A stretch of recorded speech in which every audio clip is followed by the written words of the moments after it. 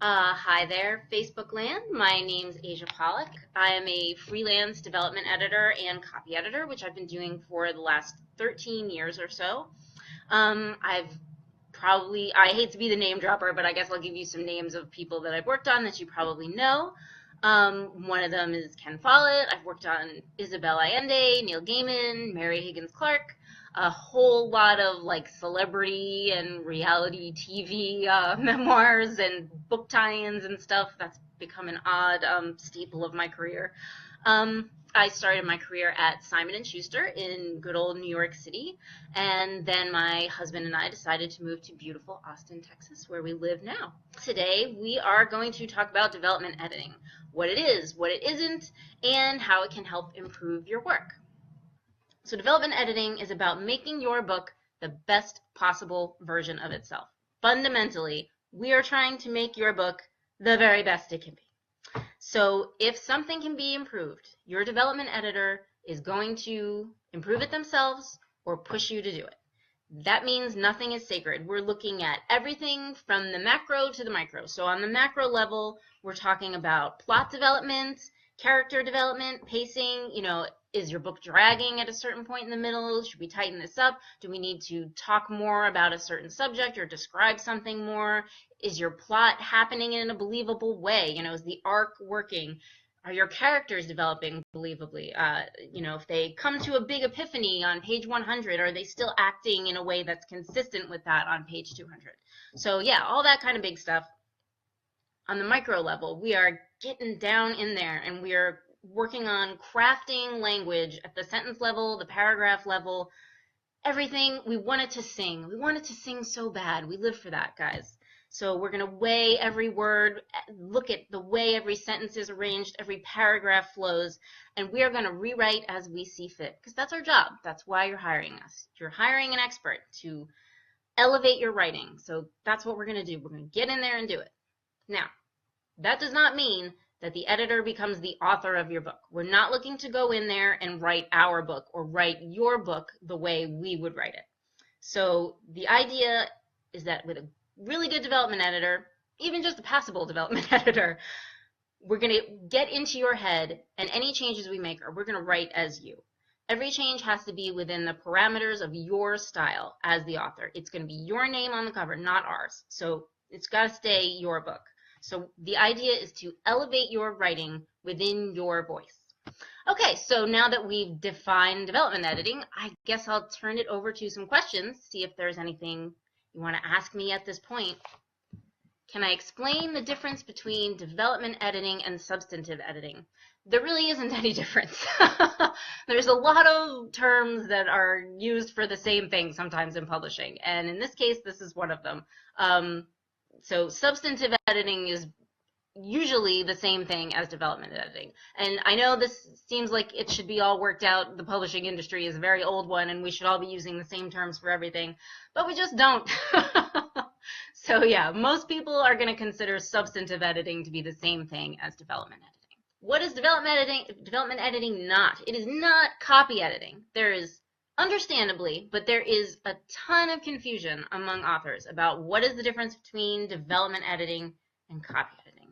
So development editing is going to come before copy editing. That's where a lot of substantial change is going to happen, and you certainly don't want to be doing micro editing, which is what copy editing is, on text that isn't final. So first you're going to go through your development editor, and with development editing, the edits are essentially subjective. I mean, you're hiring a development editor for their expert opinion, but everything we do is still an opinion.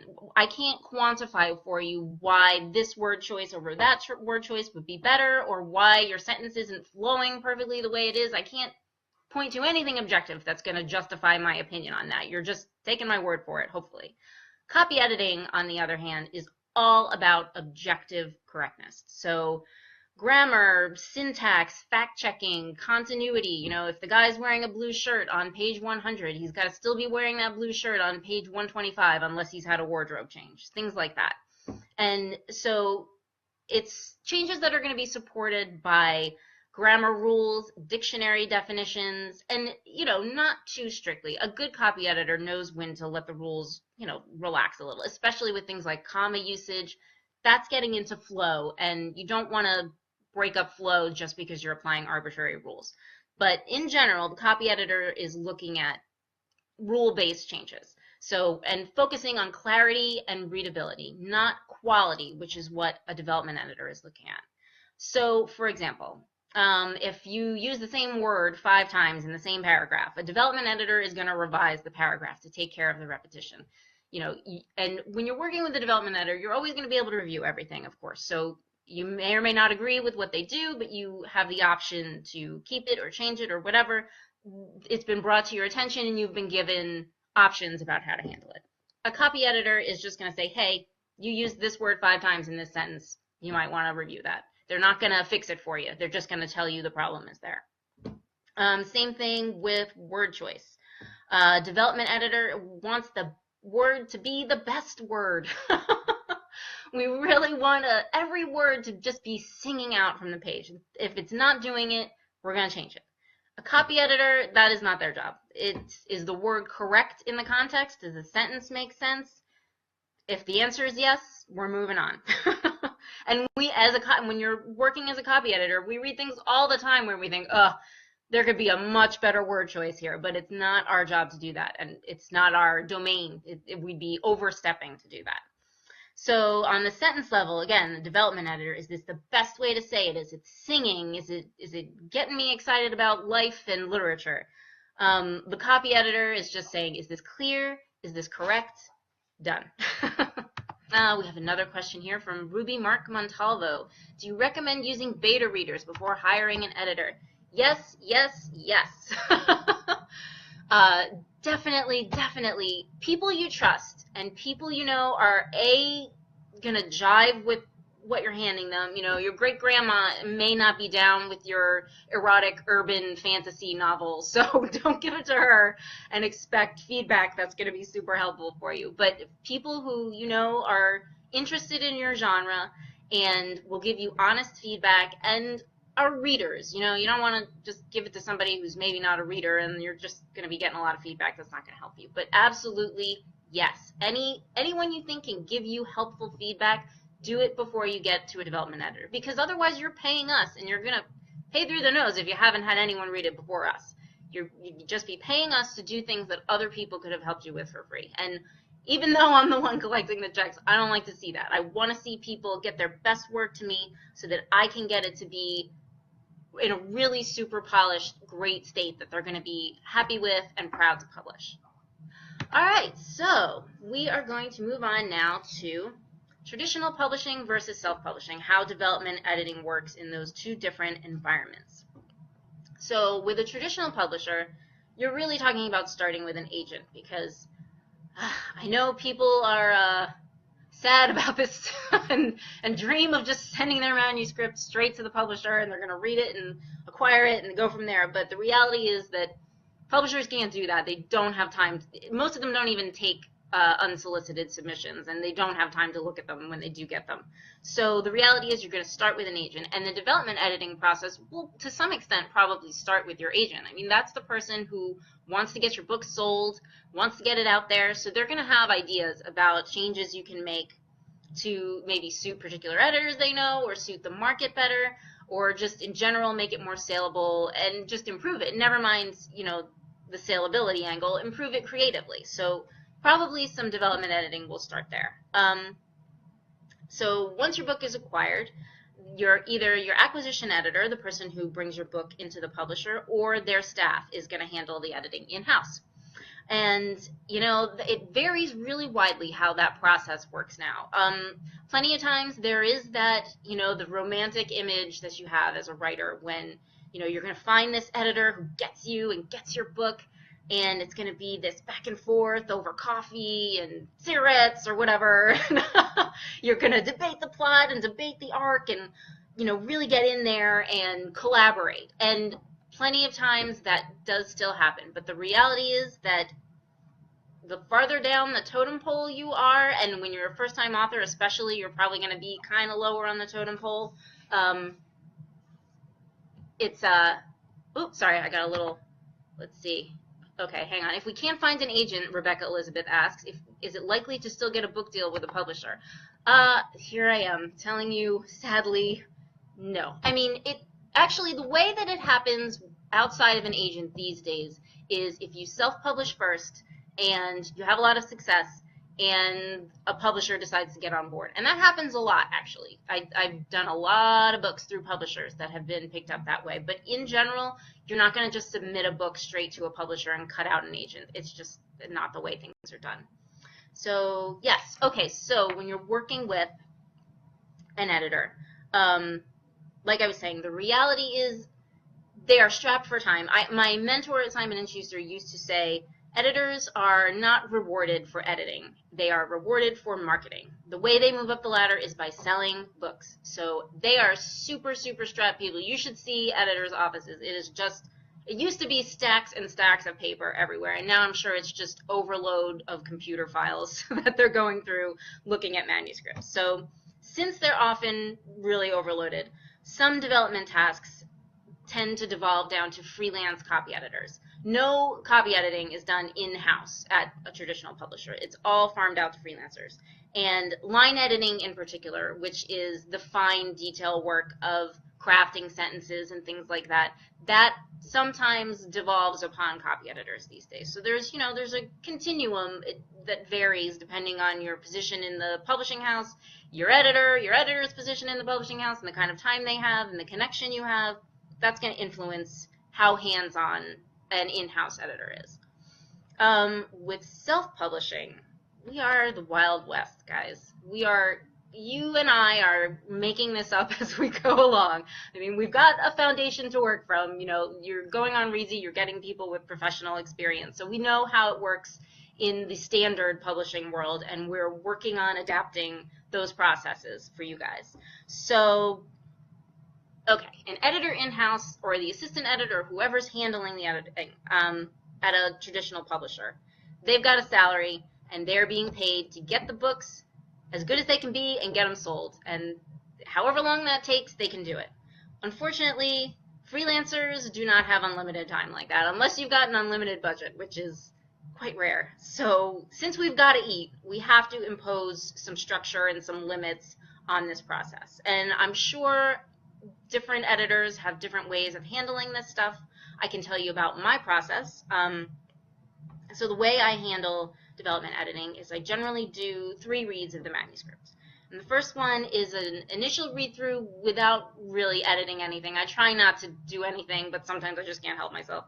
But in general, I'm not editing it. I'm reading the first time just for macro-type issues, the character development, plot arc, those big things. Because if there's something so big that the author really needs to address it with some rewriting, then I want that to happen before I start editing. Because otherwise you're paying me to edit things that will otherwise change. I don't want to waste either of our time, and I definitely don't want to waste your money. We have a question here from Lynn. If you do self-publish, what do traditional publishers consider a successful book? You know, that's interesting. I think it varies depending on your genre, obviously. I mean, if you're getting a lot of attention, and editors and publishers do look at independent book media, so like websites, especially for like, I've noticed that with romance novels. If you're writing a romance novel, there's so many independent sites that are reviewing romance novels, and editors and publishers are looking at that stuff. They're seeing what people are paying attention to, what's on the radar of readers. So yeah, I mean, but it's basically, you know, book sales, obviously. Reviews should be good, but it's gonna probably come down to, like, a famous example is Wool. I worked on, you know, the Hugh Howey Wool series, and that was initially self-published, and famously so. He talks a lot about his process with self-publishing, and Simon & Schuster picked it up, and that's how it came to me. I was working on it as a freelancer for them. So yeah, it definitely happens. Let's see, Linda Karras Carter. So it's okay to have down-level versions of your book that you self-published out there. Yes, that doesn't seem to be hurting anyone because it's happening a lot. I think they'll probably take your self-published version off the market once their version is acquired or going to come out, because obviously they don't want competing versions of the same book out there. So yeah, that original version will have to go away. I mean, obviously, sold copies, it's still going to exist, and that is what it is. They're aware of that, and that's not an issue. If your book sells and they think they can sell more of it, you're just fine. So, some tips for you guys. And these are kind of just assorted things that I think might be helpful for you guys.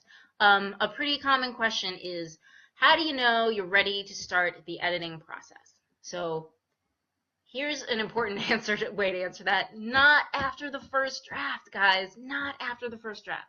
You get to the end, you finished the writing part of the process, the story is complete, you're not done, okay? So get up, walk away from the computer, catch up on your stamp collection or your macrame, or go see your friends and family who have been wondering where the heck you have been the entire time you've been sitting in your house writing your book or your coffee shop or wherever you've been. Step away from the novel, or the book rather. You gotta get some distance before you move into the editing mindset. So take a week, take longer if you can stand it. I know you guys are always like raring to get this thing on the road, but yeah, take time away from it. Then come back to it and start doing some editing passes. I want to say at least 2, but go through it and start reading it as a reader and not just as a writer. I know this is hard, but try to forget the extra material that you have in your mind about it. So like, you may have a perfectly crystal clear image of the setting of, the protagonist's house, let's say, in your mind. But if it didn't make it onto the page, you're going to have a big gap there. So you want to make sure that stuff that's in your head is coming through on the page. So yeah, once you've done that, you've taken some editing passes. Like we said before, that very astute question, ask people to read it. People you trust, people who are going to get the kind of work you're doing, ask them to read it and get some good feedback. And then consider getting an editorial assessment. And I have no skin on the game on this, guys. I don't do editorial assessments, so it's no advantage to me. I'm not trying to funnel you to pay more for things that I do or anything like that. Consider getting an editorial assessment, because they're going to give you a broad sense of your strengths and weaknesses, where you're positioned for your market, really good, helpful stuff that could lead to more editing that you want to get out of the way before you get to development editing. Because remember, you want to get it into the most final state you can manage before it gets to the development editor. That's going to be more economical for you, and it's going to get you farther along in the process when your development edit is done. Yeah, and then finally you have to, before you get to development editing, you've got to prepare mentally a bit for that process. It's something that's been living either in your head or among probably friendly people, your book up to this point. It can be really, really hard to have an outsider coming at you with criticism. It's really hard. So you got to be ready. All our criticism comes with love. I know you get these things and you're like, oh my God, this is exploding with red. This person must have hated this book. That doesn't go at all. Those things are unrelated. It's our job to get it to be the best it could be. So yeah, just because we do a lot of work on it doesn't mean it's not good, and it doesn't mean we don't like it. But you have to be ready to accept all of that change. Okay, so another tip for requesting offers from freelancers on Reedsy. So make sure you've done your homework and spent your time focusing on editing and just basic proofing too. You don't run spell check, don't leave dopey typos in there, focus on that stuff, because when we look at something that's sloppy and we're trying to figure out how much to charge you for it, guess what? We're going to charge you more if we think we have to do a lot of work. We know that it needs work too. We're never expecting something to look perfect, but when you submit a brief to us, and I see this so much, don't just tell me what a terrible writer you are, how terrible your book is, and what a mess everything is. Like, we know you need help. That's why we exist, and that's why you're coming to us. But, yeah, I mean, tell us stuff about yourself. Certainly be honest about what you think are the weaknesses, but tell us the strengths, too. Tell us your vision of where you think the book is at right now. And I don't know if this is just me, but it might help to submit to fewer people. I know there's a limit to how many freelancers you can submit to on Reedsy. I'm not sure what it is, but sometimes I'll see that I'm one of, 5 or 6 people that's been submitted to, and I'm kind of on the fence about giving an offer for it. Maybe I'm a little overloaded. I don't know if I want to take it on. If there's plenty of other people there, I tend to say, they're not hurting for people. Somebody else will take it. If I see that I'm one of maybe 3 people or something, I'm more likely to say, well, this person really, obviously took the time that they've narrowed it down this far. I'm going to give a little more consideration to that. But maybe that's just me. I don't know. So another thing I hear a lot is that people can't afford development editing. I get it. Development editing is expensive. I mean, I know that because it's it's part of what allows me to survive in the world. We charge for the amount of time we're spending, and we spend a lot of time. I'm going to wake up at 3 in the morning thinking, oh my God, here's the thing that chapter needs, or, here's the detail that's missing from this. And, we have to kind of charge for our time. Not that I'm charging you for the 3 a.m. wake up, but you get the idea. So what I say to people who can't afford development is that the book world is really, really, really crowded. And it really takes quality to stand out, whether you're trying to get a publishing deal or you're trying to self-publish. But if you really don't have the budget, try getting an editorial assessment. That's at least going to give you the big picture stuff, and maybe you can edit down from there and maybe get to the point where you can go to copy editing. It at least gives you a sense of where you are and how much work you need. So yeah, I would recommend that if you are absolutely, it's just not possible for your budget. Okay, and last but not least, I have some writing tips for you guys. And, these are just general issues that I see a lot as an editor that you can keep an eye out for as a writer and be a little ahead of the game. So there's this famous, it's such a cliche at this point, the adage, show, don't tell. But man, people really, really like to show without telling. Don't just describe what people are talking about in a conversation. Don't say that, Jeff told Anna that he had to have her answer by 5 p.m. on Sunday, otherwise their relationship was through. And Anna said she wasn't going to take an ultimatum. Okay, stop. Give us the conversation. Jeff says, Anna, you must give me your answer by 5. Give us the dialogue. Put us there. Don't just describe what's happening. Show us what's actually happening. The same thing with, don't just say the valley was beautiful. What's beautiful about it? Is it rolling with fields of flowers? Is it a verdant green? You're looking at the majestic hills in the distance. Set the scene for us. I think sometimes writers have the image so set in their heads that they forget that they have to put it onto the page. Oops. And then write dialogue the way people speak. For Pete's sake, guys. You wouldn't believe how much dialogue I see that doesn't have contractions in it. When you speak, you use contractions. You don't say, I will not help you today. You say, I won't help you today. Or, I can't help you today. You have to write the way people actually speak. That's a big one, because that's a giant red flag of amateur writing, is that you're not getting dialogue that reflects natural speech. And a really helpful way to make sure that it is just read it out loud. Read it aloud. Sit down with someone else and read it aloud, especially if you have a back and forth dialogue. Have 2 people read it aloud and hear if it sounds like normal human beings speaking. If it doesn't, back to the drawing board. Okay, guys. Well, I think it is about time to wrap up. This was super fun, and thank you guys for being so engaged and enthusiastic. It made me way less nervous than I was when I started. Thanks again to Reedsy for hosting this and for all the cool stuff that they do for authors and freelancers. And yeah, happy writing. Good luck with all your projects, and thanks so much.